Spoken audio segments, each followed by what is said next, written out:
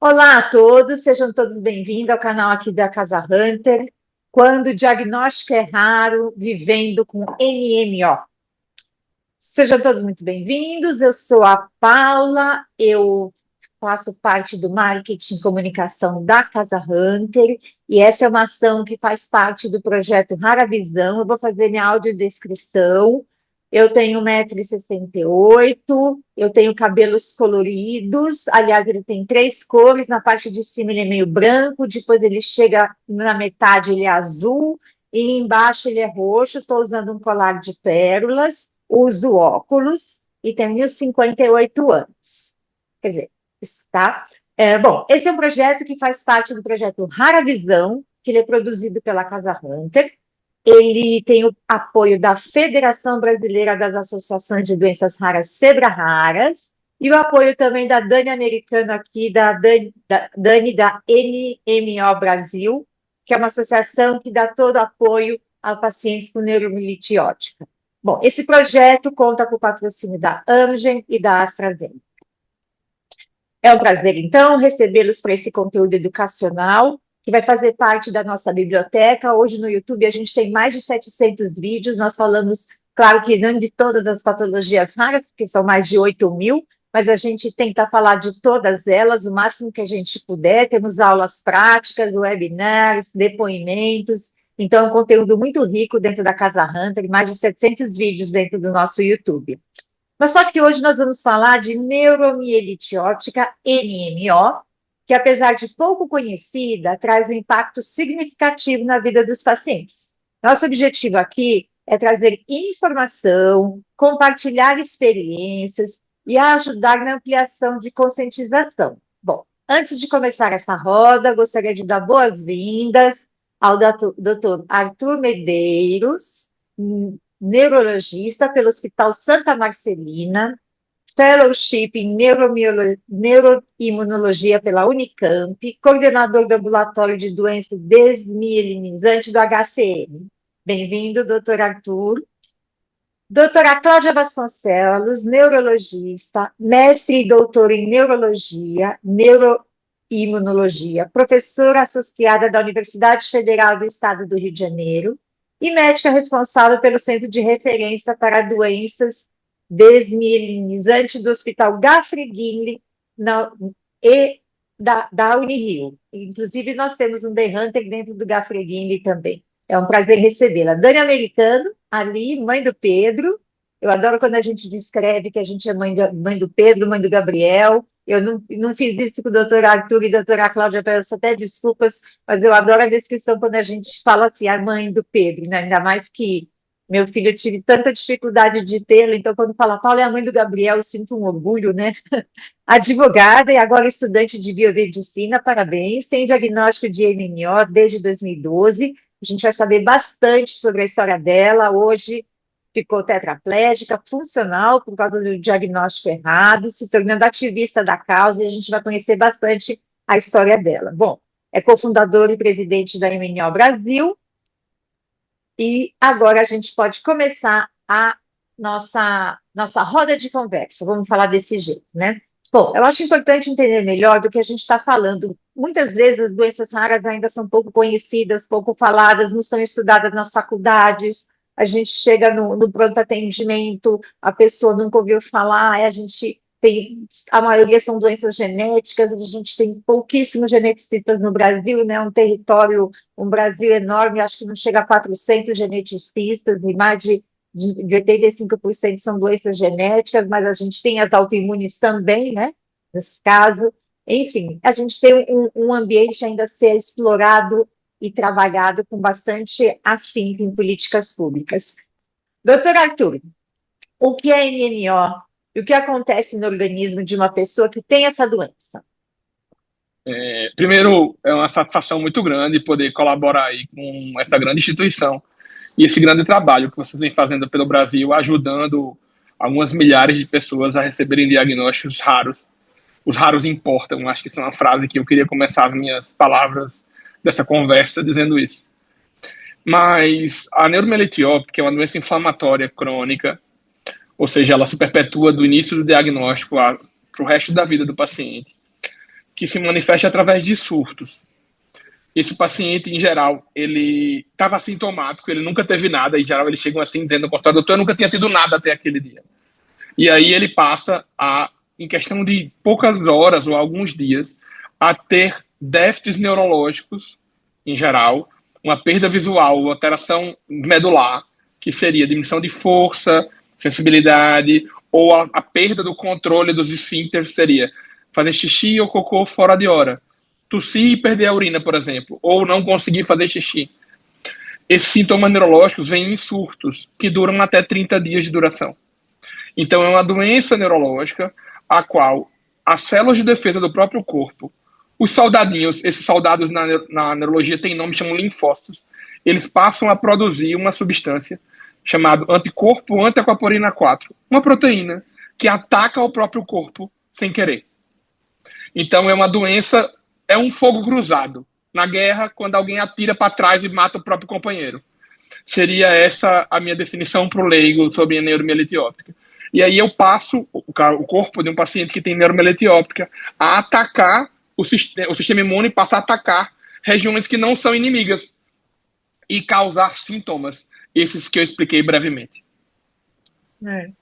Ficou bem explicado mesmo, acho que ficou bem claro para a gente. Doutora Cláudia, muitas pessoas acabam confundindo a NMO com outras doenças neurológicas. Eu imagino o desafio que é, né, você chegar nesse diagnóstico, especialmente pode confundir talvez com esclerose múltipla, não sei se estou falando certo. Eu queria saber quais são as principais diferenças que a gente pode identificar, que lá na ponta a gente pode identificar. Paola, e quem está assistindo, quem vai assistir, bom dia.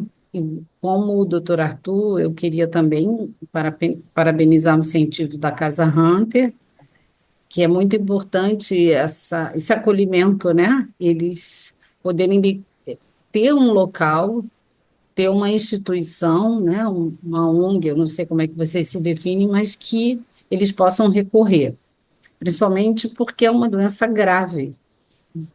A definição dela, apesar de rara, ela é grave. Mas, assim, eu também queria fazer minha autodescrição, porque eu acho importante, né? Eu sou uma mulher de 60 anos, branca, tenho 1,60 m, sou mãe do Gabriel e da Larissa, tenho o cabelo curto, próximo na altura da orelha, e ele é castanho avermelhado. Eu estou vestindo uma roupa verde, que, segundo a Paula, parece azul, mas eu juro para vocês que é verde, que verde é a cor escolhida para simbolizar a luta contra a neuromielite óptica.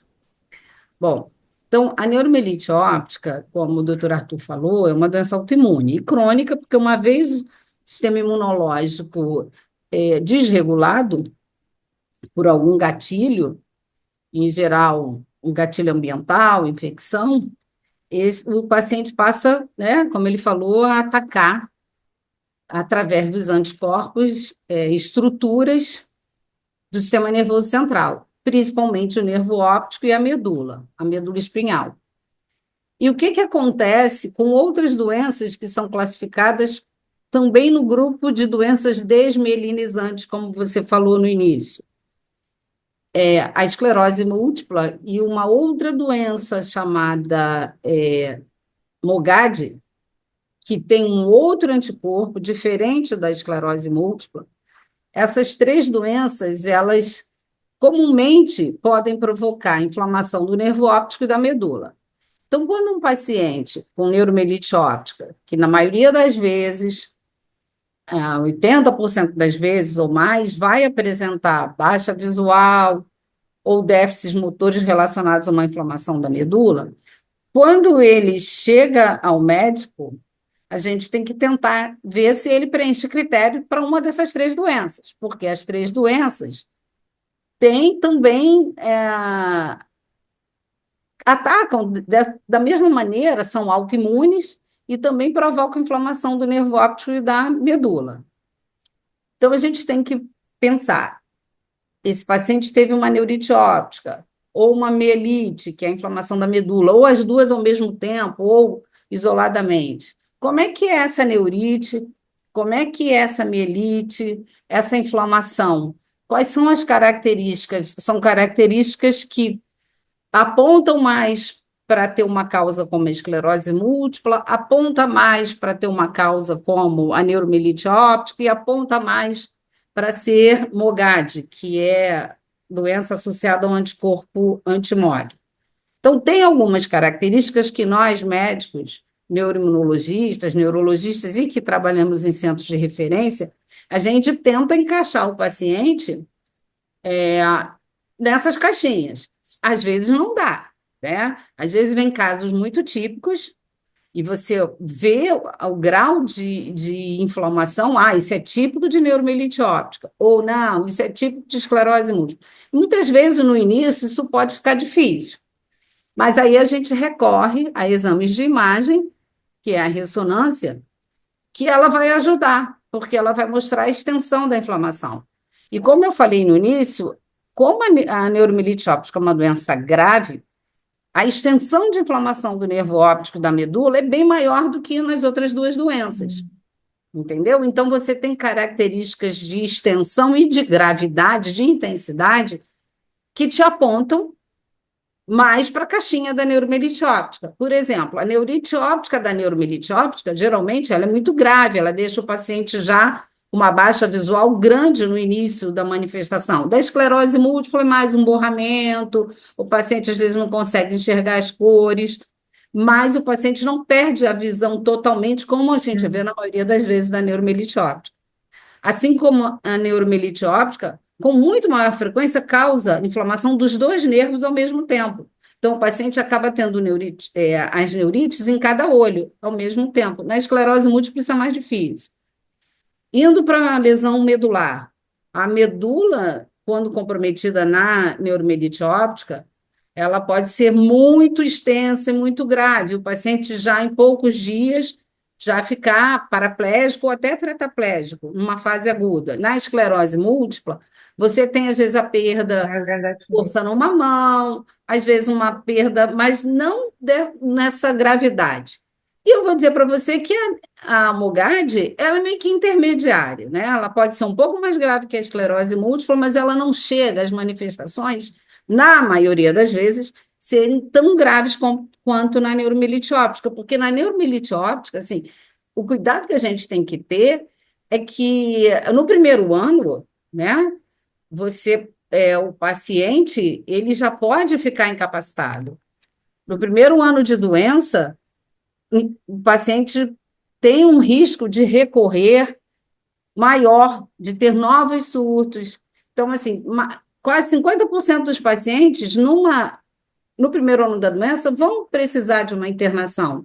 E quando a gente vê isso a longo prazo, nos 5 primeiros anos de doença, até 90% vão ter novos surtos, cerca de 40% ou mais podem ficar legalmente cegos e 50% podem necessitar de cadeira de roda. Então, a gravidade do quadro chama muita atenção quando a gente compara com outras doenças.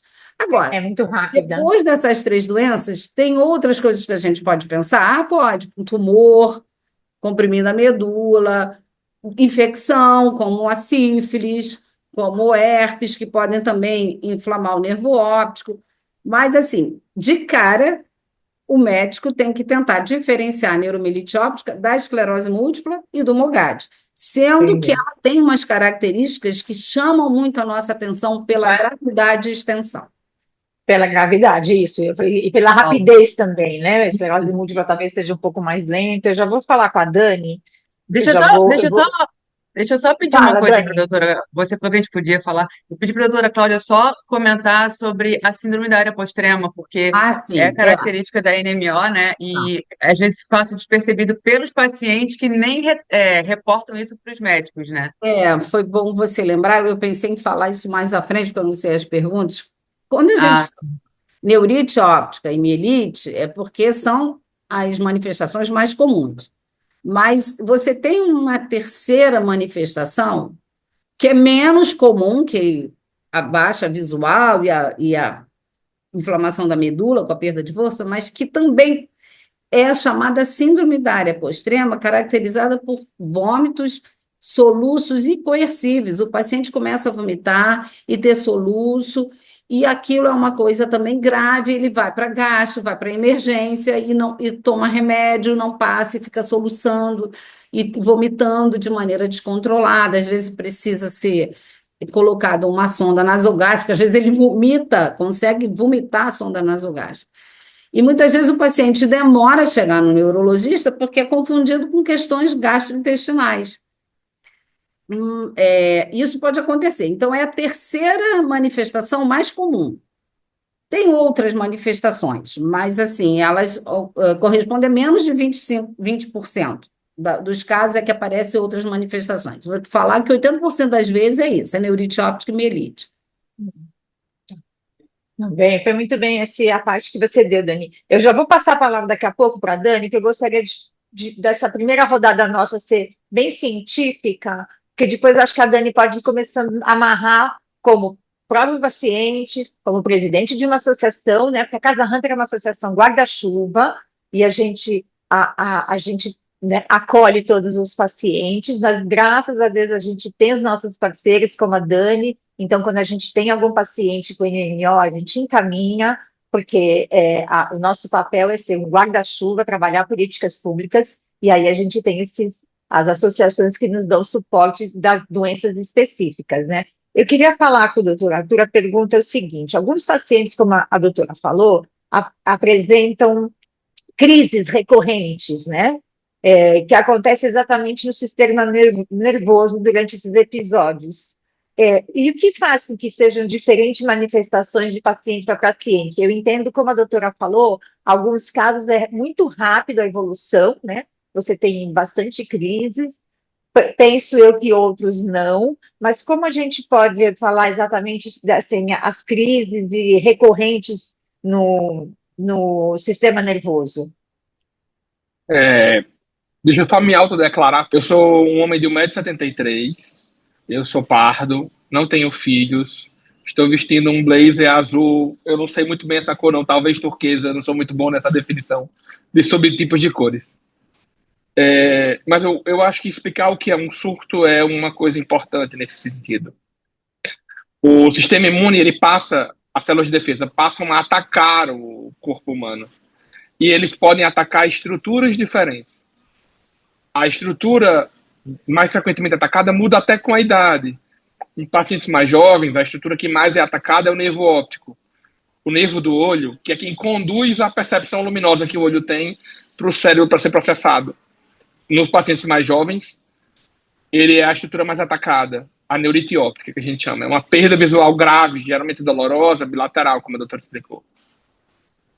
Porém, há um componente aleatório, a gente não sabe muito bem por que outra estrutura é atacada e não o nervo do olho. A medula pode ser atacada. A medula, ela tem no meio dela uma coisa chamada o canal central da medula, que é onde tem muita água. Essa doença, ela gosta de regiões do cérebro humano e da medula que contém muita água. O anticorpo chama anti-aquaporina 4. É um tipo de proteína que leva a água de um lado para o outro, de forma mais simples. Então, a região que é atacada é uma região que tem muita água, que tem a doença tem afinidade por algumas regiões do cérebro que tem água. E a outra região, como a doutora Cláudia estava explicando, é uma região chamada tronco cerebral, ou a área pós-extrema, que é uma região que logo atrás dela tem uma bolsinha d'água. Então, a região onde vai ser atacada muda de acordo com um componente aleatório de inflamação. A inflamação atacou aquele lugar e não outro. Porém, acho que tem que ser claro que essa inflamação dura mais de 24 horas. Então, todo paciente que tem um sintoma neurológico, como a gente está escrevendo aqui, alteração visual, alteração de força, sensibilidade, o esfíncter, ou um soluço e um vômito, que dure mais de 24 horas sem parar, contínuo, isso deve ser um sinal de alarme. O termo técnico seria um red flag, uma bandeira vermelha, um sinal para eu procurar um pronto-socorro mais próximo de casa, para ser avaliado por um clínico e depois, prioritariamente, por um neurologista, para que a gente possa iniciar um segmento. Esses sintomas, em geral, eles pioram em horas, a poucos dias, mas eles podem piorar até 30 dias aproximadamente.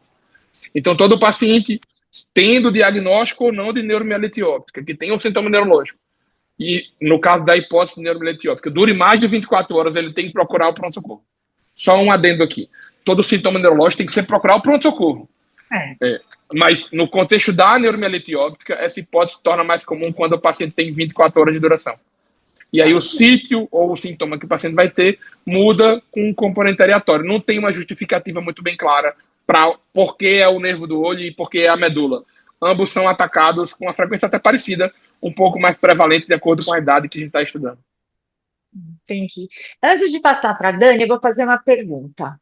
Quais são, aí posso, doutor Arthur e doutora Cláudia, quais são o ponto de atenção? Por exemplo, eu estou sentindo isso, fui para o pronto-socorro, qual é o exame, ou o que define, como é que você chega no diagnóstico de NMO? Existe um padrão ouro, por exemplo, na fibrose cística, você tem o teste do pezinho, dando positivo, você tem que fazer o cloreto de sódio no suor, que existe o padrão ouro para diagnosticar a fibrose cística.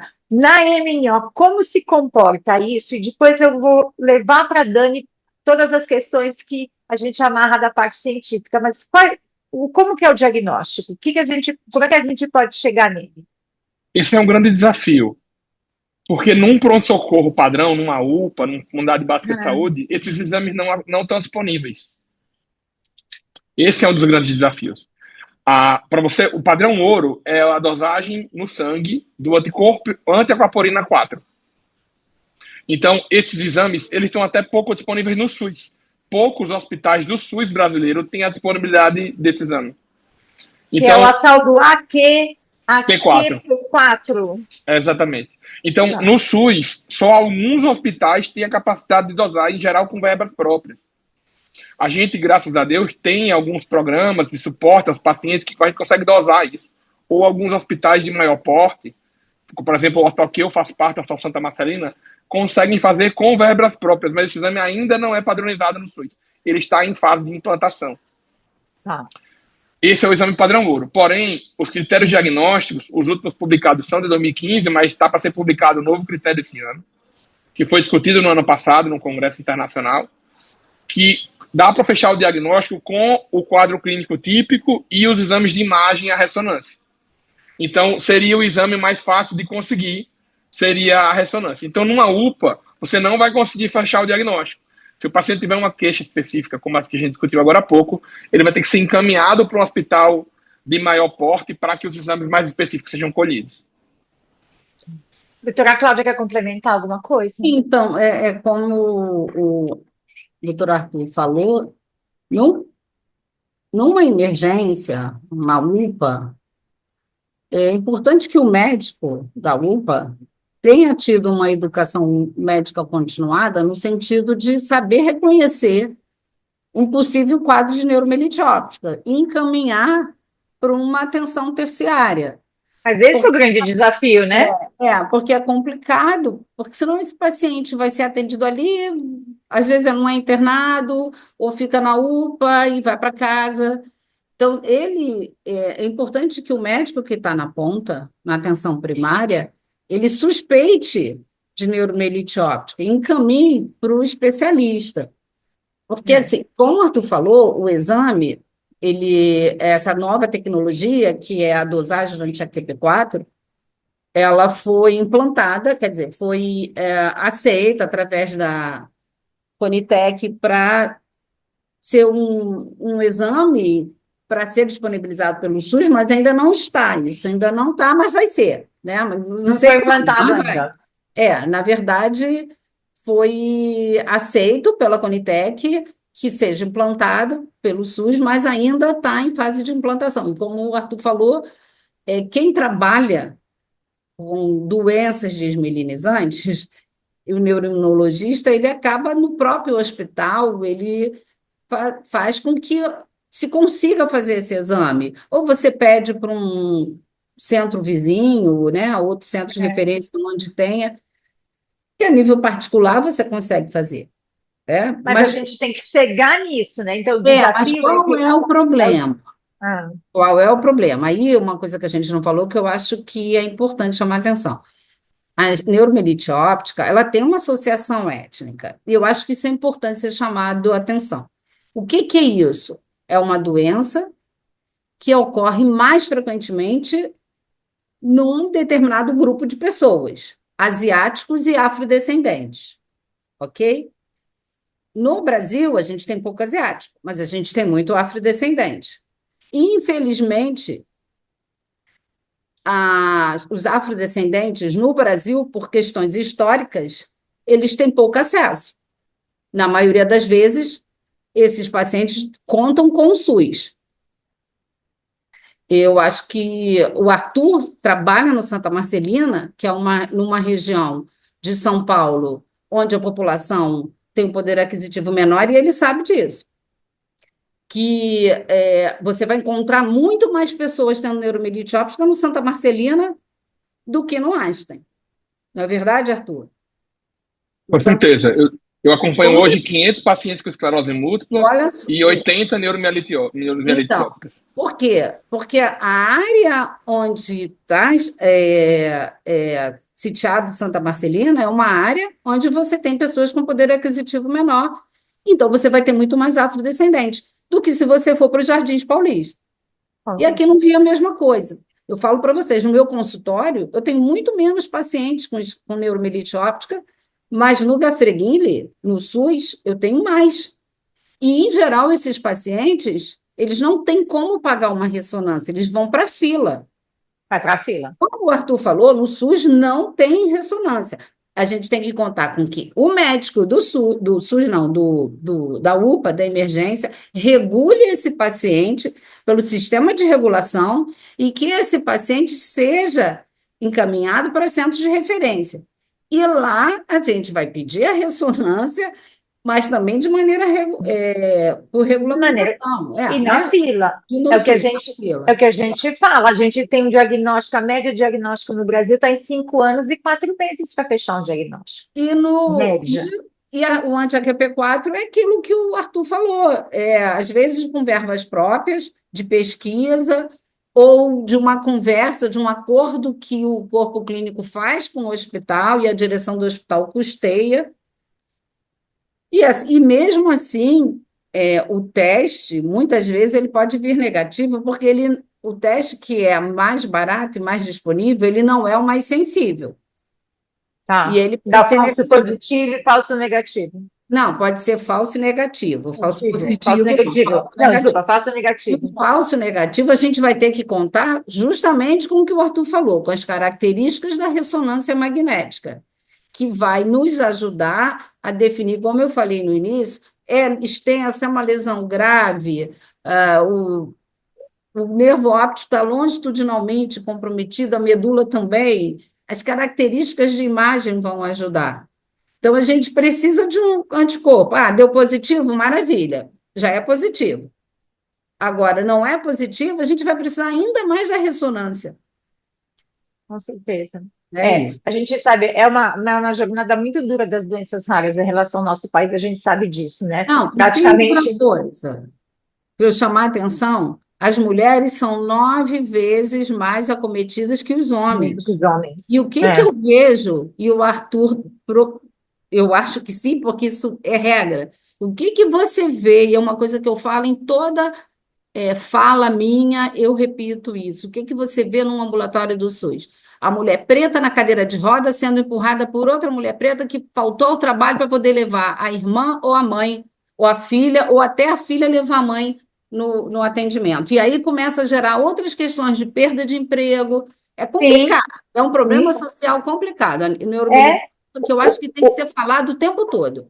O cuidador que para de trabalhar para poder cuidar, ele também não é reconhecido, ele não tem nenhum tipo de auxílio. A gente tem um projeto de lei que a gente está fazendo, o marco regulatório para doenças raras, é um dos nossos objetivos do cenário das doenças raras, é justamente também abraçar esse cuidador, que praticamente é o pai, a mãe, alguém da família que para de trabalhar para cuidar, e ele também está no limbo, não tem nenhum auxílio, né? Então, assim, a gente tem vários desafios. Mas agora eu vou passar para a Dani, para meio que depois dessa parte toda científica, acho que a Dani É, A Dani vai falar, mas só uma coisa, porque eu quis explicar a questão da associação com a etnia, né? Porque na claro, claro. esclerose múltipla, você tem muito mais gente de cor da pele branca, então você vê muito mais É, branco e não vê muito branco mais em branco. cadeira de roda. É muito É, difícil. Quer é, dizer, no Paula, início da sim, doença, né, Arthur? No sim. início. A esclerose múltipla a longo prazo, o paciente branco, né, na maioria das vezes, pode ir para a cadeira de roda. É que na eu, neuromielite óptica no SUS, a gente vê mais as pessoas de cor da pele preta incapacitadas logo de cara.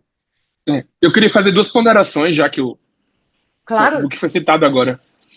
Uma é que acho que uma das principais funções de vídeos como esse e outros vídeos das associações ou de pessoas como eu e a doutora Cláudia, que estamos em centros formadores de médicos, eu dou aula na faculdade, eu dou aula para os residentes, é formar. Porque a doutora Cláudia, obviamente, tem a mesma impressão que eu, não faz sentido uma pessoa que não tem noções de medicina ver um déficit neurológico ou um déficit visual, que também pode ser neurológico, mas, enfim, pode ser oftalmológico, ver um quadro que o paciente ficou cego de um dos olhos e esse paciente ser liberado de alguma maneira no pronto-socorro. Isso é formação médica básica. O paciente andava, ele parou de andar, ou ele, a força nem, não precisa ter parado de andar, ele está mais fraco a perna. Qualquer mínima noção de. Passou numa aula de neurologia na faculdade, amigo. Você tem que saber que se o paciente está mais fraco do que ele estava antes, ele tem que ser internado. É claro. Essa Não avaliação voltar tem que para casa. acontecer. O É, paciente estava vendo normal, parou de ver, amigo, não importa a causa. Ele tem que ser internado para avaliação. Isso é o claro. mínimo, é feijão com arroz e uma farofinha. Não tem como esse paciente ir para casa. Você falou Ele tem que ser muito bem. avaliado, pelo amor de Deus, Falou pessoal. muito bem. Arma um Muito barraco se o bem. médico liberar o senhor, minha senhora. Se a senhora que está me ouvindo for liberada com a perda de força, o paciente que não usava sonda passou a usar, que andava e agora está mancando, ele tem que ser avaliado minimamente. Isso é o básico. O Não básico tem que pode ir ser para dito. casa. A caixa de ovo tem escrito contém ovo no Brasil, entendeu? O básico tem que ser dito. Você E está sobre certo. os cuidadores, o meu trabalho de TCC foi sobre as doenças dos cuidadores de idosos. E vai além das doenças físicas. Eu vi na população que eu estudei em Campina Grande, na Paraíba, onde eu fiz faculdade, a prevalência de distúrbios ansiosos, distúrbios depressivos e problemas sociais era altíssima. Altíssimo. Porque são pessoas que perdem emprego. Isso, para mim, é critério de mudar a medicação. É, O paciente, às vezes, tem que fazer infusão mensal. Ele não pode, todo mês, fazer a infusão com o familiar, porque o paciente é cadeirante. Isso gera um transtorno social, um transtorno laboral, um transtorno financeiro. Então, assim, a gente tem que abrir os olhos, a gente, nação, tem que abrir os olhos para os problemas tem, desses pacientes e das tem. famílias que acontecem. É o que a gente fala, a gente fez uma pesquisa de cuidadores, mais de 500 famílias. Primeiro que a maioria dos homens, dos pais, vão embora, abandonam as mães. Então, elas ficam mãe solo, porque eles não querem ter o filho com uma doença, fica mãe solo e você tem que lidar. E elas param de trabalhar porque muitas doenças são incapacitantes, né? A doença do meu filho não é incapacitante, exige cuidado e tal, mas a maioria das doenças são incapacitantes evolutivas, neuromusculares, e nananana. E aí a gente tem um problema social que as mães e os pais vêm mais doentes do que o próprio filho, aí a gente tem que tratar essas famílias, então a gente tem um problema social enorme, que é o que a gente está trabalhando aqui na Casa Hunter, com muito afinco, de uma política nacional para essas doenças raras, para que a gente realmente tenha porque assim, não adianta dizer, esconder a paciente com doença rara, porque ele vai voltar de novo, ele vai internar de novo, ele vai gastar no SUS de novo, ele vai gastar o convênio médico. Quer dizer, essa pessoa existe, são 13 milhões de pacientes com doenças raras no Brasil. Se a gente conta que ele está numa família de quatro, a gente está falando de 50 milhões de pessoas acometidas. Então, assim, é um número expressivo. Então, a gente tem que parar de falar que, né, de vamos esconder, vamos voltar para casa, que não é assim. A gente existe e a gente vai sangrando o SUS por falta de diagnóstico. Assim, bom, então agora a gente vai entender, vamos falar com a Dani, que é paciente, ativista, mãe, enfrentou tudo que a gente falou até agora, então ela vai contar um pouco a história dela e presidente da associação. Dani, com você, por favor. Me conta assim, só vamos por partes então. Primeiro vamos lá falar do seu caminho até chegar no diagnóstico. Essa peregrinação sua foi como? Bom, eu quero também começar agradecendo o convite para estar aqui dividindo esse espaço com a Casa Hunter, com a doutora Cláudia, o doutor Arthur. São pessoas e especialistas maravilhosos. Vou fazer minha rápida audiodescrição. Eu sou Dani Americano, eu sou presidente da NMO Brasil, eu sou uma mulher branca, de cabelos castanhos claros, estão jogados aqui para o lado direito. Eu estou usando um vestido verde, que é a cor da NMO, como a doutora Cláudia falou. Eu tenho 1,75 m, 49 anos e estou na cadeira de rodas. Atrás de mim tem um fundo ah, desse de computador, onde está escrito NMO Brasil, Associação Brasileira de Pacientes de Neuromielite Óptica e Doenças do Seu Espectro, e a nossa logo de 10 anos que a gente fez em 2020. Ouvindo, né, doutora Cláudia e doutor Arthur falando, e aí revivendo meu diagnóstico, vou fazer rapidinho, porque eu levei quase um ano para fechar meu diagnóstico. Os meus primeiros sintomas foram a síndrome da área pós-extrema, por isso, inclusive, eu pedi para falar, porque algum... Eu falo que eu sou rara dentro da rara, porque 10%, eu acho, dos pacientes apresentam a síndrome da área pós-extrema, mas ela é característica da doença, só que os pacientes, de uma forma geral, nem relatam para o neurologista que passaram por isso, porque eles nem entendem a importância desse relato. Mas repete para mim o que é o sintoma. Que Vômitos sintoma é esse? incoercíveis, vômitos, náuseas e soluços. Vômitos que você não consegue segurar por um longo período, né? Normalmente por mais de 24 horas, eu tive por 2 meses. Eu perdi 8 quilos, fui a diversos médicos, né? Gastro e clínico geral, que a gente não procura neurologista quando está vomitando, e ninguém sabia o que eu tinha. E, por sorte, ninguém sabia o que eu tinha e também não fecharam um diagnóstico errado. Disseram, vamos continuar investigando, porque às vezes os médicos que não sabem, eles fecham um diagnóstico errado. E depois dessa síndrome da área pós-extrema, ela começa do nada e termina do nada também, assim, talvez a doutora Cláudia possa falar mais sobre isso, a gente não sabe ainda por que que ela tem início e para, né? Porque a minha começou e foi embora. E aí depois eu tive dormências nos pés, e depois as dormências dos pés evoluíram para dormências do joelho, dos pés até o joelho, depois foram até a cintura, e aí vou só pegar uma coisa que o doutor Arthur falou que eu achei incrível, que é uma pessoa que está apresentando dormentes da cintura até os pés, ela não pode ser mandada para casa, né? E aí a gente não está falando nem de um hospital público nem de particular, né? Assim, de um hospital de uma forma geral. Porque eu fui mandada para casa e eu falei, eu tenho o diagnóstico de uma doença eu não tinha diagnóstico ainda, desculpa.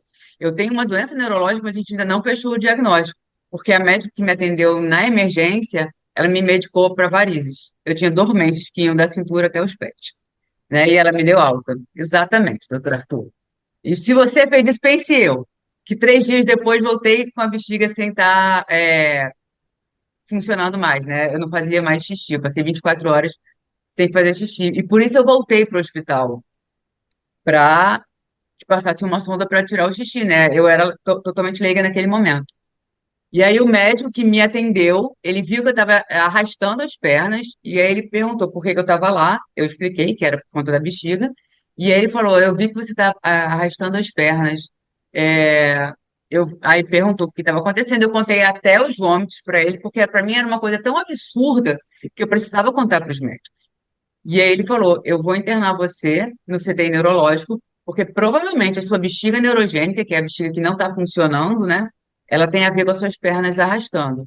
E aí eu internei, passei 33 dias internada, e aí, de novo, aquilo que o doutor Arthur falou também, e a doutora Cláudia também, eu passei por diversos neurologistas, mas nenhum deles era especialista. Mas eu tinha síndrome da área pós-extrema, que é uma característica muito peculiar da doença, e eu tinha uma lesão extensa. Mas naquela época, a minha aquaporina 4 veio negativo, porque foi feita pelo método que é menos sensível, né? E eu, se eu não me engano, acho que 70% dá falso negativo, né? Então, ah, não se fechou em NMO e eu acabei tendo uma alta errada no meio de um surto, porque eu estava começando a sentir muitas dores no pescoço, aqui na área da cervical. E a médica que me deu alta, ela disse que as minhas dores eram do colchão, porque eu estava muito tempo internada. E eu volto 10 dias depois, tetraplégica funcional, como você comentou na minha descrição lá no início. E aí eu só fui ter o diagnóstico de NMO quando eu volto para o hospital, e então eu chamo um médico para entrar no meu caso, e por sorte, ele era especialista em esclerose múltipla e neuromielite óptica e eu não sabia, ele era apenas um neurologista que eu conhecia. Então, quando ele lê o meu prontuário, ele fala, não é esclerose múltipla, tem uma deficiência de vitamina B12, mas não justifica o quadro e tem todas as características de NMO. E aí ele fechou meu quadro ali e começou já o tratamento. Mas foi quase um ano para fechar esse diagnóstico Mas isso foi no SUS particular. particular. E aí, uma coisa, no meio desse caminho, quando as minhas pernas estavam dormentes, o primeiro neurologista que eu fui, porque eu falei com um amigo meu que é cirurgião vascular, expliquei as dormências e ele falou, Dani, essas dormências não são vasculares, são neurológicas. Você precisa procurar um neurologista. E eu fui no neurologista e aí eu falei para ele, a única doença que eu conhecia era esclerose múltipla, não porque eu conhecesse, mas porque o irmão da minha tia morreu há, sei lá, quase 40 anos de esclerose múltipla, né? Acho que o tratamento naquela época era diferente e tal, mas eu vi é, muito bem, depois de bengala, depois na cadeira de rodas, depois só na cadeira e depois ele morreu. E eu perguntei para esse neurologista, pode ser esclerose múltipla? Ele falou, não, de jeito nenhum. Falei, então tá, né? E aí o não de jeito nenhum é só a doença que tá ali. Até 2004 eram considerados, né, uma NMO, a vertente mais agressiva da esclerose múltipla. Mas isso eu falo, quanto do que o doutor Arthur estava falando, por falta de conhecimento. É. E eu percebo que existe, vou comentar isso para você poder passar para a próxima pergunta, que o médico que tem como professor um neuroimunologista especialista em NMO, ele conhece NMO, porque ele ouve na faculdade. Mas o que não tem, ele não conhece. Eu tive no Acre, e eu acho que eles não têm nem aula de neurologia direito lá, sim, que eles comentaram. E NMO, obviamente, eles nunca tinham ouvido. Pois é. Eu fico imaginando, né? Depois, aí a próxima etapa qual que é, né? Bom, eu tenho esse diagnóstico, fechei o diagnóstico. Qual é a minha próxima etapa? É um tratamento multidisciplinar? Eu preciso de vários. Porque a gente sabe que as doenças raras, elas são multissistêmicas, acometem vários órgãos, você precisa de um tratamento multidisciplinar, a gente sabe disso. E eles não estão todos juntos discutindo o seu caso, cada um está num canto, cada um está vendo você individualmente, não ao mesmo tempo. Essa é a grande diferença que a gente luta bastante com a Casa dos Raros, não sei se vocês conhecem em Porto Alegre, que a gente montou um centro de atenção e treinamento em doenças raras, onde o paciente é visto multidisciplinar, todos juntos ao mesmo tempo. Então, passa pela. A gente faz os exames laboratoriais, o geneticista tal, que é né, vamos dizer, que seriam os centros de referências em doenças raras, esses centros habilitados do Ministério da Saúde, o que a gente luta é para que eles sejam centros mais habilitados, que todos trabalhem junto, né? Não pode ser o neurologista agora, depois daqui a pouco vem o ortopedista, depois vem a fono, depois vem a físio, e eles não discutem o caso. Então, isso é uma aflição muito grande, porque são todas multidisciplinares. No seu caso, Dani, nessa doença específica, o próximo passo era juntar vários profissionais. Como é Sim, que. porque é, a gente, por exemplo, eu, quando voltei para o hospital, eu saí do hospital ah, sem mexer nada do peito para baixo. Quando eu me virava na cama, era preciso botar um travesseiro nas minhas costas, senão eu Meu tombava de Deus. volta. E por isso Meu que eu falo, né, que eu fiquei tetraplégica funcional, eu fiquei sem assinar meu nome, eu tive uma paralisia facial. E, por exemplo, fisioterapia diária para poder melhorar isso. Eu não tive, mas a maioria dos pacientes precisa, né? De terapia com psicólogo, acompanhamento com psicólogo também, né? Do Deus. dia para a noite as pessoas perdem o chão, algumas ficam sem enxergar, outras ficam sem se movimentar, outras ficam sem enxergar e sem se movimentar, né? Então, é necessário um tratamento, uma terapia nesse sentido também, e, a depender do caso também, a pessoa precisa de um assistente social para ajudar, para entender o que ele pode fazer, né? Que direitos ele pode ter, que a gente hoje, direito garantido na lei, não tem nenhum para NMO, mas, mas o governo tem alguns benefícios que pode ajudar, não para todos, infelizmente. Para o miserável, tem o benefício de assistência continuada, porque é miserável, porque a pessoa tem que receber até um quarto do salário mínimo por família, assim, né? Tem uma família Para de você quatro poder pessoas. ter o BPCP, o É. benefício de Então, uma prestação pessoa que recebe BPC. É, exatamente. uma família que recebe dois Tem, salários mínimos e tem quatro pessoas, ela não tem direito ao BCP, não, PPC. porque não tem atestado de Exato. miserabilidade. Então, Tem isso é um mesmo. limbo, né? Então, É, assim, é. Mas hoje, e o tratamento para evitar os novos surtos, que é o principal na realidade, né? Assim, a é, gente precisa do multidisciplinar, mas a gente precisa desse tratamento, para manter a qualidade, né? Para você pelo não, menos se é para não ter manter. novos surtos, é para não piorar. Exa- E exatamente. sem esse tratamento, pode ter novos surtos que podem vir piorando e deixando sequelas irreversíveis, né? É. E pode até levar à morte, a depender da altura da lesão, porque a minha lesão veio até aqui a altura do tronco, da ponte do tronco cerebral, e eu passei 18 dias internada no CTI neurológico, porque eu podia ter uma parada cardiorrespiratória a qualquer Meu Deus do momento. céu. Eu fico me perguntando agora, doutora Cláudia, como a senhora enxerga as perspectivas atuais e futuras do tratamento da NMO? Né? Como está hoje, doutor Arthur e doutora Cláudia? Doutora Cláudia, por favor. Paola, vamos lá. No, no SUS, né? Até onde eu saiba, o CID, o Código de Doença Internacional da Neuromielite Óptica, não tinha registro, que é G36. Então, a gente enfrentava um problema, porque além de não ter os remédios específicos, e não tinha, porque não tinham ainda feito um estudo clínico, fase 2 e 3 para descobrir, para identificar um remédio eficaz. Então, a gente contava com medicamentos imunossupressores comuns. Tá. E para a gente prescrever esses imunossupressores comuns, que não eram tão específicos, eles não visavam tanto a célula produtora do anticorpo, como o Arthur falou, ou as proteínas que ficam mediando ali a inflamação, a gente tinha que fazer passar imunossupressor que serve para outras doenças, mas não são imunossupressores que são reconhecidamente eficazes para neuromielite óptica, mas eram imunossupressores. Sendo que nem isso a gente conseguia fazer, porque a gente, quando pediu o remédio, não podia botar G36, porque lá na Secretaria de Estado, onde distribui remédio, na farmácia da Secretaria, tinha esse CID. Era complicado. Mas, assim, depois veio uma outra fase, que é a fase em que começaram a surgir, a partir de 2022, medicamentos que foram pesquisados especificamente para a população de pacientes com neuromielite óptica. Uhum. E surgiram três medicamentos, comprovadamente por esses estudos rigorosos, estudos clínicos randomizados e placebo controlado, que eles são eficazes e seguros, mas são caros. Agora vamos lá.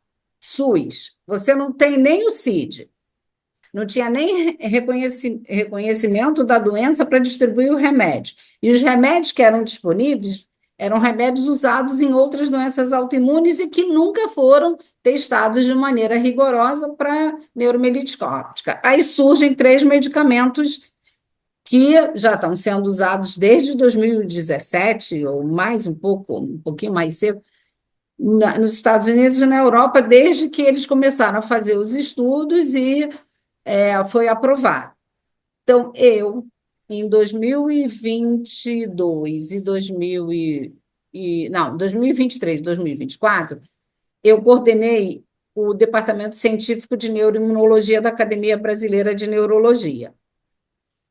E a academia foi provocada por uma desembargadora do Rio Grande do Norte, que uma paciente ganhou um direito a fazer uso desses medicamentos e a desembargadora mandou uma intimação para a academia dizendo que a academia tinha que fazer alguma coisa porque já existiam medicamentos. E foi justamente quando eu assumi essa coordenação. E aí meu principal objetivo nessa coordenação foi liderar a elaboração de um consenso de tratamento para neuromielite óptica. E aí eu e mais outros especialistas em doença desmineralizante, pessoas com experiência em neuromielite óptica, fizemos, né, montamos, elaboramos um consenso de tratamento que foi publicado com um fluxograma de quais medicamentos, incluímos, lógico, né, já de cara esses 3 medicamentos que têm embasamento clínico, terapêutico, Científico. eficácia, segurança. E agora a nossa luta é que esses medicamentos sejam incorporados pela Conitec para ser distribuído pelo SUS. E a Conitec está elaborando agora o que eles chamam de protocolo de tratamento, né? O Diagnóstico e PCDT. tratamento, PCDT, para neuromielite óptica. Então, o que que a gente tem hoje de tratamento? São tratamentos específicos, comprovadamente eficazes e seguros, que passaram por estudos clínicos, são 3 remédios, mas que ainda nem as seguradoras de saúde, os planos de saúde, ainda são obrigados a pagar. E a maioria dos pacientes tem que entrar com liminar contra o plano de saúde. Aí a gente volta para aquele problema. Será que Da o paciente do judicialização. SUS tem plano de saúde? Entende? A Agora, tem gente volta para a judicialização, e aí não, aquele é do SUS, complicado. que outro. Agora, tem certeza Posso o só Arthur. fazer um comentário da questão da judicialização? Que a doutora Cláudia falou, né, que quem está no plano de saúde precisa judicializar e quem não tem precisa judicializar contra o SUS, né? E aí qual o grande problema? Vem o STF e coloca vários É. Eu ia impeditivos tocar nesse assunto. e aí o paciente com Até NMO, pouco tempo, eu ia tocar nesse assunto. Até alguns anos atrás, a gente tinha uma legislação. Eu não sou advogada, gente, então, por favor, entendam como uma roda de conversa. Até pouco tempo atrás, a gente tinha acesso a medicamentos aprovados no FDA ou no EMA, um órgão regulatório de fora reconhecido. Nós poderíamos entrar na justiça e pleitear o medicamento, porque tinha um órgão regulatório aprovado lá fora. Claro, é judicialização. Alguém gosta de fazer isso? Não, a gente não gosta, ninguém gosta, nenhum paciente gosta, nenhum médico gosta de ficar judicializando medicamento. Não é o ideal, mesmo porque a gente sabe que se compra num valor absurdo, faz mal para todo mundo. Só que agora a gente teve uma decisão do STF há pouco tempo atrás, que nem isso a gente tem acesso agora. Eles praticamente deixaram uma barreira intransponível, deixando tudo para a Conitec. Se a Conitec falar não, não é não. Então, a nossa órgão máximo, que é o STF, a gente não pode nem mais recorrer, porque eles deram o poder para a Conitec. Se a Conitec fala não está incorporado não está e acabou. É mais ou menos isso, né, Dani? Assim, a grosso modo. Então, essa é uma outra luta de políticas públicas que a gente vem trabalhando muito forte, como Febraharas e Casa Hunter também, com a ajuda de todas as associações, para que a gente entenda que não podemos avançar. Isso não é para as doenças raras, a gente está falando para todo mundo. São doenças oncológicas, raras, comuns. Se a Conotec não incorpora, o acesso ele fica praticamente impossível. Então, é só um adendo que eu quis fazer aqui, mas não é só doença rara, tá, gente? É bom que vocês saibam que pode ser para qualquer medicamento, que qualquer pessoa precise. Doutor Arthur, por favor, complemente. Eu acho que muito da realidade que a Daniele falou é a realidade dos meus pacientes no SUS e até alguns de convênio, né? A gente, como profissionais de saúde, as associações, as entidades que nos associam, estão lutando uma grande batalha contra a ineficiência do processo. Então, a gente tem a aprovação da incorporação do anticoapolina 4. Não temos a menor ideia de quando isso vai acontecer. Nenhuma ideia. As medicações que tratam não estão disponíveis no SUS, nem as on-label, que são as medicações que têm aprovação em bula, muito menos as off-label.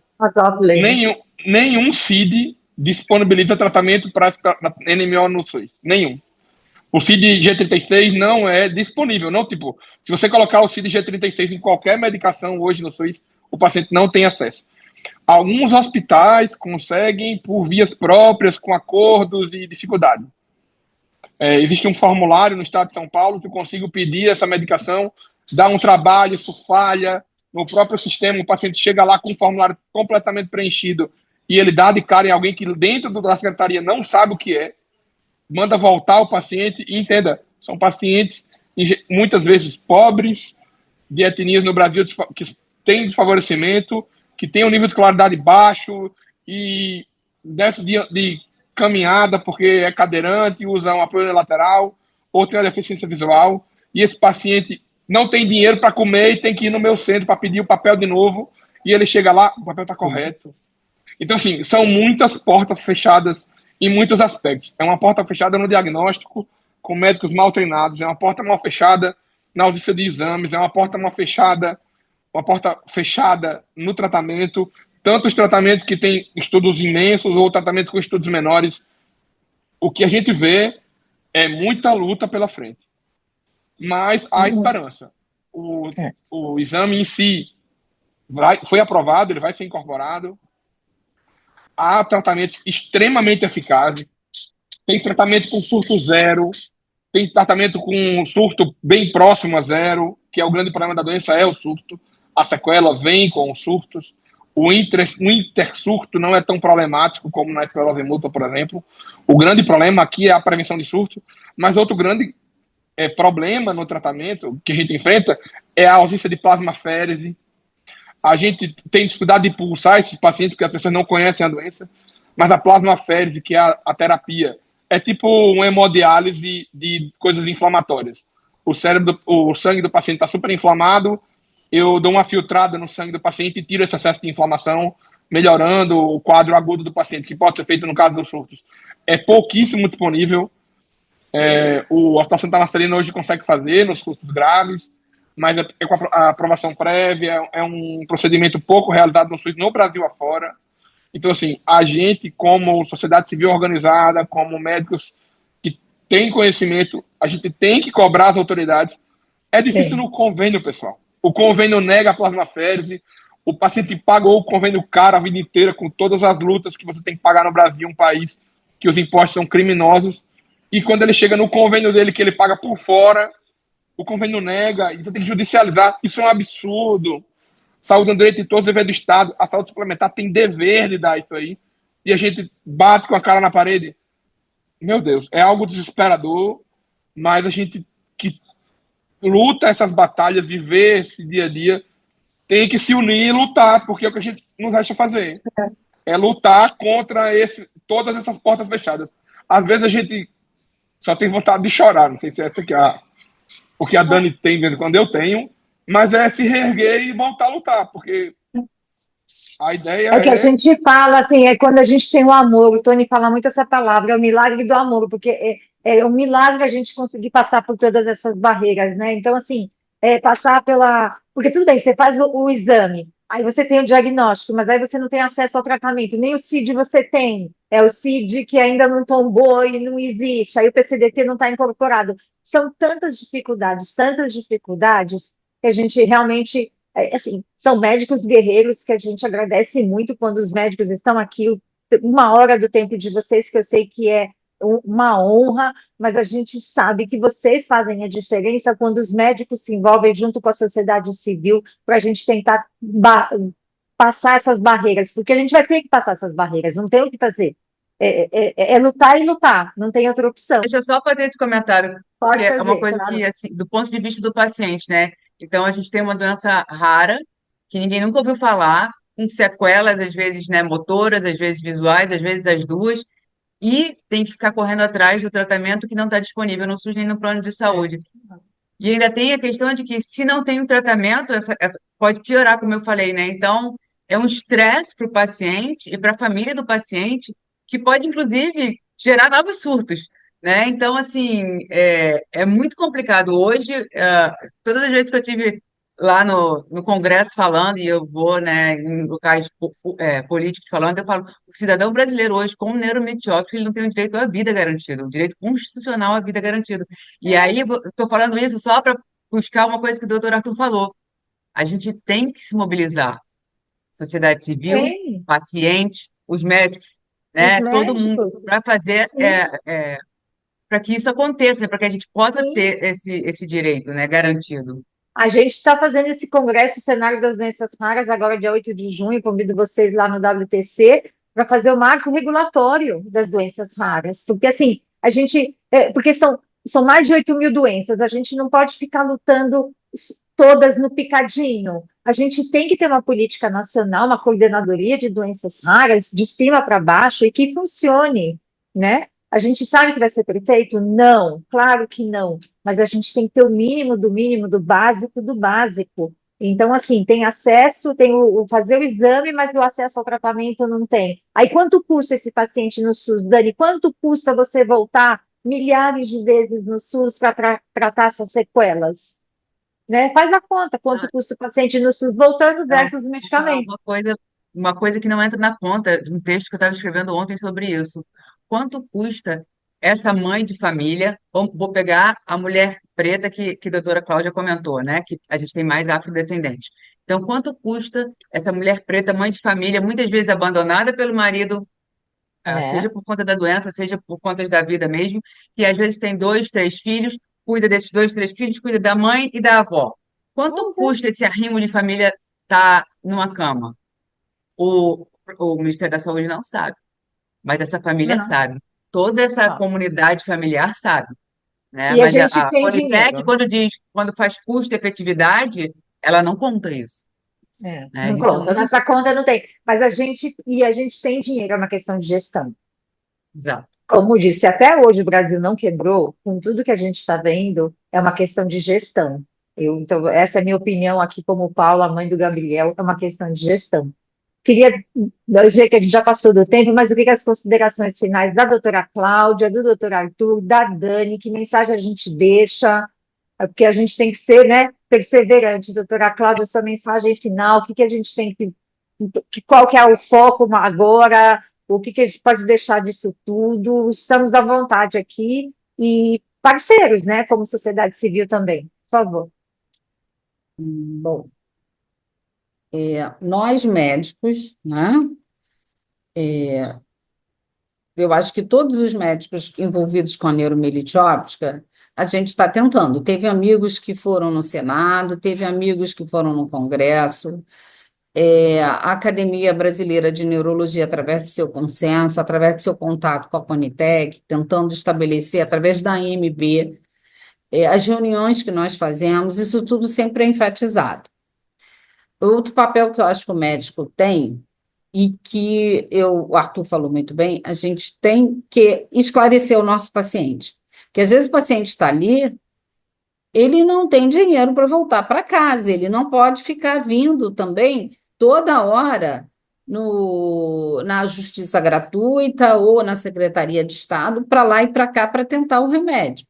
Então, mas cabe a gente também, olha, vai ali na assistente social. Se não tem assistente social do hospital, liga para a associação, se associa à associação, que lá as pessoas vão te autorizar, porque às vezes na consulta a gente não tem também como domínio jurídico, não tem como ficar Claro, pormenorizando todo a logística que esse paciente vai ter. Mas todo hospital tem assistente social. Muitos hospitais, a próprio setor de assistência social também não sabe direito, mas tem as associações, né? Agora, a gente faz daqui, mas os pacientes também têm que fazer, se associar, e as manifestações.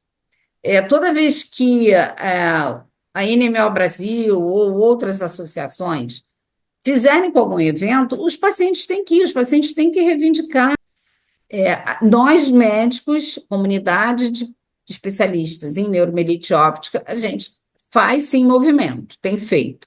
Doutora Samira, doutor Erval, a doutora Raquel Vazão, tem vários médicos que já foram atrás de políticos. Nós já fizemos reunião, a doutora também Milena Pitombeira, comigo, com a doutora Ana Cláudia Piccolo, fizemos reunião com o secretário lá da pasta de doenças raras. Mas, assim, se não ficar atrás, eles também não ficam não, é atrás. verdade. É, De repente, através dessa nossa live, é, sim, ser os paciente, pacientes têm a acompanhante, sua parcela, eles têm. procure as associações e faça a sua parte, porque chega uma hora que a população tem que gritar, porque se a população não grita, Grita. né? Sim, faz todo sentido. A gente tem a nossa parcela como pais, como Ah, então, a Casa Hunter paciente. está fazendo a parcela dela, está fazendo agora esse programa, né? É uma É, maneira de entrar no circuito e participar, mas eu acho que é complexo, sabe? é complexo, mas a gente tem. Eu trabalho de formiguinha, né, Dani? Contar aí suas Está melhor considerações do que já finais. foi, tá? Está melhor do que já foi, Não, a gente mas está avançando, está mas. muito aquém do que tem que ser. É.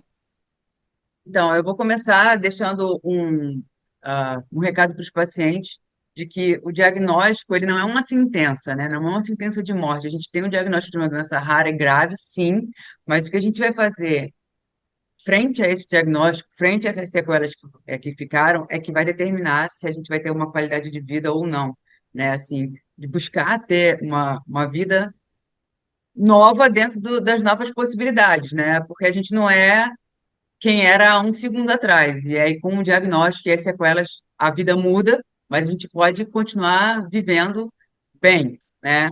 E aí, a doutora Cláudia colocou, né, essa questão das associações é importantíssimo a, a participação dos pacientes, né? Porque os pacientes, eles às vezes entendem que, se tem associação falando, eu não preciso estar lá, né? A Uhum. Anemia Brasil atua desde 2014, né? Não como associação, a gente começou como grupo, a gente começou como um grupo de pacientes se mobilizando, né? E já tivemos 3 audiências públicas que a gente pediu para acontecer no Senado e na Câmara dos Deputados. A gente precisa de E número. eles entenderem o que que é uma consulta pública. A gente tem que fazer nosso trabalho como associação. O que que é uma consulta Exato. pública? Você tem que participar da consulta pública, você tem que contar a sua história na consulta pública, você tem que dizer o quanto você melhorou, o quanto você piorou sem medicamento. Enfim, a gente tem que fazer esse trabalho também, porque é ali que é o momento que a gente tem para falar, né? Mas, enfim. E E aí, aí, pode deixa eu só terminar, Dani. Depois eu comentar passo essa para o questão Arthur. Claro. da consulta pública pelo seguinte: ah, a Conitec está preparando o PCDT. E quando o PCDT estiver pronto, ela vai enviar para a consulta pública os tratamentos e as linhas de cuidado previstos nesse PCDT. E aí, os pacientes e seus familiares precisam participar, e a comunidade médica também, todos, muitos participam, mas a gente precisa também de todos, porque é isso que você falou. O governo vai perguntar: como é que você está? Como é esse tratamento? E só o paciente pode contar. Eu não posso falar pelo paciente. Eu não tenho Não. o conhecimento da vida dele. Então, eu deixo aqui o convite para as pessoas com NMO e seus familiares e amigos também, porque muita gente É, acompanha, porque é uma via acompanha. cruzes para ter o diagnóstico e as sequelas que ficam, né? Então, participem das consultas públicas, porque é necessário, né? Quando a gente não participa, a gente está deixando de dar a nossa opinião e depois não pode cobrar. Dizer, disseram que não. Você não deu a sua opinião, como você pode depois Eu cobrar? acho que a gente tem a nossa parcela, né, doutora Cláudia? Como pais e pacientes, a gente tem uma parcela muito importante Sim, nesse processo. o familiar, às vezes o paciente ele está tão mergulhado em problema, mas se É, você tem um familiar, se você tem um amigo, o teu vizinho, que você está vendo o isso. sufoco que o seu vizinho passa, ajuda. Às vezes não tem o gov.br, ajuda a fazer o gov.br. O Né? paciente não tem computador e você tem, vamos lá, faz no meu. Ajuda. Exatamente. Então, o doutor Arthur falou, e eu também falei no início, é uma doença que tem como base uma imunodesregulação, ou seja, o sistema imunológico está desregulado. A partir desse momento, não tem volta, passa a ser uma doença crônica. Aquele sistema imunológico não vai funcionar mais de maneira normal. Então, vai precisar de medicamento para ficar modulando ele ou suprimindo. Se você está sem ter sintomas, é porque o remédio está fazendo efeito. E se você quer questionar quando eu vou parar, ou se eu devo aumentar o intervalo de dose, se eu devo diminuir o número de comprimidos, ou se está muito caro, está muito barato, conversa com o médico para a gente ver que alternativa tem. Está cansativo, não consigo, não tenho condições, conversa com a associação, que a associação vai nos médicos. Vocês têm que usar a associação. Muitas vezes vocês podem não ter contato com o médico, mas a associação está aí para isso. A Dani, a Daniele, Dani, eu que eu chamo de Dani, né? Dani americana, ela tem contato da gente. Assim como outras pessoas que estão à frente de associação, em cada estado, têm contato. Os médicos que trabalham com essas doenças, esclerose múltipla, neuromielite óptica, a gente está sempre tendo contato com as associações. Então, não faça nada da sua cabeça, nem porque teu vizinho falou, e nem porque você está bem, porque você está bem porque está usando remédio. Porque está tomando remédio, né? Não, e às vezes nos grupos de É WhatsApp verdade. de paciente, os próprios pacientes dão dicas, né? Então a gente sempre deixa claro nos nossos grupos que ali é uma troca de informação, troca de experiência, que é também interessante. Às vezes os pacientes não entendem que aquilo é um sintoma da doença, e conversando e ouvindo outras pessoas eles entendem, mas que para tomar uma decisão, seja de troca de medicação, seja de parar a medicação por qualquer motivo que É. seja, é preciso conversar com o médico que está acompanhando você naquele caso, porque é o médico que tem o conhecimento de toda a sua história, E né? porque a doença se manifesta em cada um diferentemente. Porque quem você tem de um jeito, a outra pessoa tem de outro. Então, assim, é um alerta. Eu queria terminar minhas últimas palavras com uma lição de esperança. A NMO é uma doença grave que tem uma alta chance de deixar lesões neurológicas, sequelas, para falar o termo mais popular, incapacidades, mas ela evoluiu muito nos últimos anos de uma doença, um subtipo de esclerose múltipla, para uma doença à parte. Os tratamentos evoluíram muito, a gente tem critérios bem definidos de diagnóstico.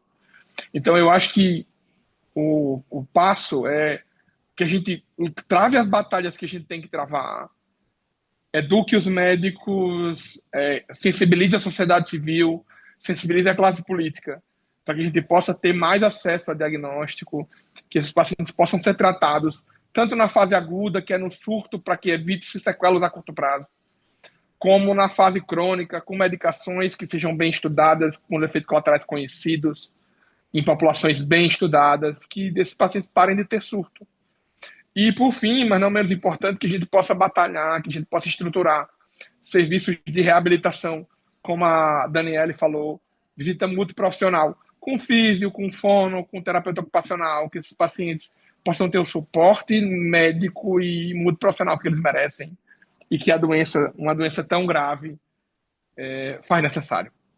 Então é isso, é uma doença grave, e deixo à disposição aí para que eu puder ajudar tanto a Casa Hunter como as associações. O Santa Marcelina está, dentro do possível, de portas abertas, e eu, a mesma coisa. Muito obrigado a Eu todos. queria agradecer muito, muito a live. Acho que a gente fez uma conversa, um bate-papo bem interessante para todos os níveis, né? Para médicos, para pessoal de UBS, SUS, paciente, associação. Acho que ele ficou bem completo. Eu queria agradecer a todos vocês que nos acompanharam até agora. Obrigada mais uma vez a todos vocês. Tá, Obrigada a obrigada. você.